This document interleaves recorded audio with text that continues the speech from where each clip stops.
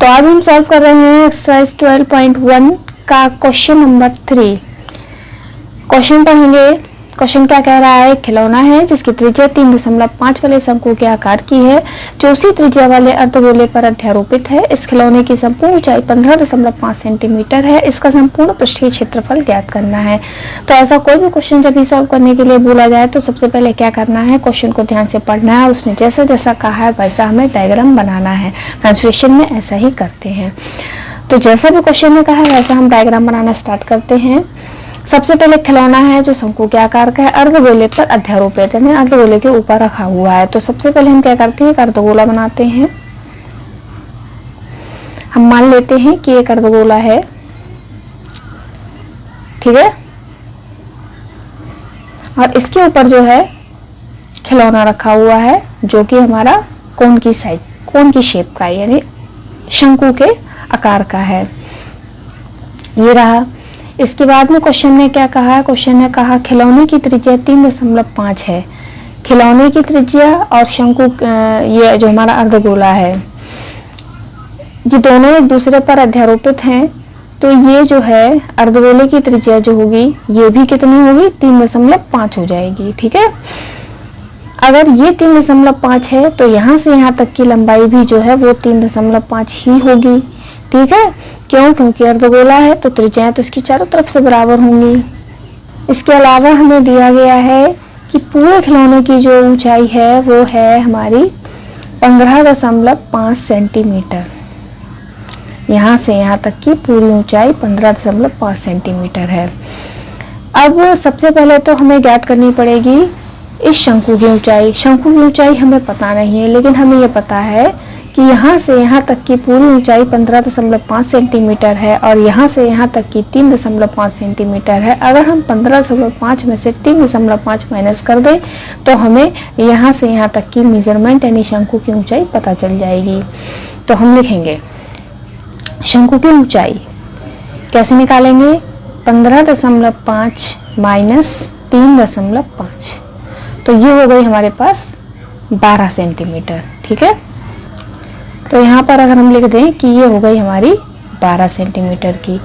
अब हम जाएंगे फॉर्मूले पर। हमें क्योंकि इस पूरी शेप का संपूर्ण पृष्ठीय क्षेत्रफल ज्ञात करना है तो इसके लिए हमें शंकु के पृष्ठीय क्षेत्रफल और अर्धगोले का पृष्ठीय क्षेत्रफल का फॉर्मूला पता होना चाहिए।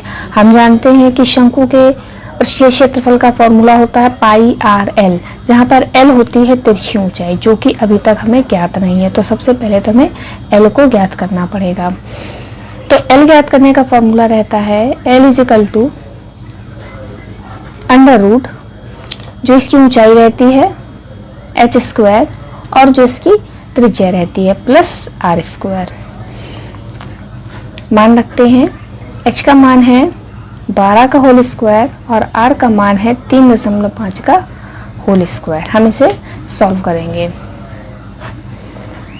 12 में 144 और 3.5 में जब 3.5 का गुणा करेंगे तो हमारे पास आएगा 12.25। इन दोनों को हम जोड़ेंगे। इन दोनों को जोड़ने पर हमारे पास आएगा 156.25। इसका वर्गमूल निकाल लेंगे। वर्गमूल निकालना हम कक्षा 8 में सीख चुके हैं। वर्गमूल इसका निकल के आएगा 12.5। अगर आपको वर्गमूल निकालना नहीं आता है तो मुझे बताइएगा, मैं अलग से इस पर वीडियो बना दूंगी। तो अब हमें एल भी ज्ञात हो गई है। अब हमें फॉर्मूले में सब कुछ ज्ञात हो गया है। सीधे सीधे हम फॉर्मूला लिखेंगे। पृष्ठीय क्षेत्रफल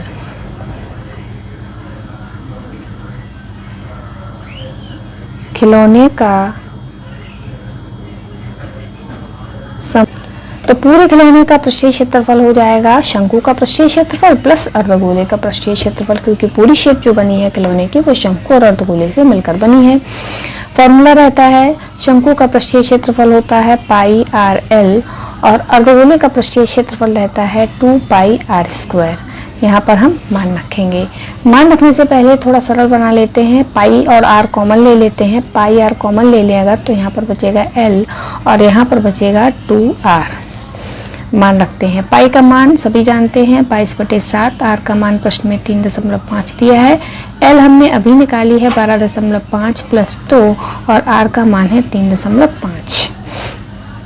ये कट गया, 0.5 बार। ठीक है, तो ये हो गए 22 गुणे 0.5 और ये हो गए 12.5 प्लस 35 दूनी 70 यानी बचे केवल 7। गुणा कर लेंगे तो ये आएगा 11 और ये हो जाएंगे हमारे पास 7 5 12। 7 5 12 नहीं आएंगे, 7 तो पूरे हैं, 12 और 7 कितने 19, तो ये हो गया हमारे पास 19.5। इन दोनों का हम गुणा कर लेंगे, हमें उत्तर मिल जाएगा। इन दोनों का जब हम गुणा करेंगे तो हमें मिलेगा 214.5 सेंटीमीटर स्क्वायर। देखिए मैंने साधारण जो गुणा भाग है वो नहीं करके दिखाए हैं, क्योंकि मेरा मानना है आप लोग कक्षा 10 में पढ़ रहे हैं तो ये तो आप लोगों को आता ही होगा। बाकी मैंने क्वेश्चन का प्रोसेस समझाया है। अगर आप लोगों को लगता है कि इससे भी ज़्यादा डिटेल में बताया जाए तो आप मुझे कमेंट कर दीजिएगा। कल जो मैं अगला क्वेश्चन सॉल्व करूँगी उसको और भी डिटेल में करूँगी। Thank you for watching.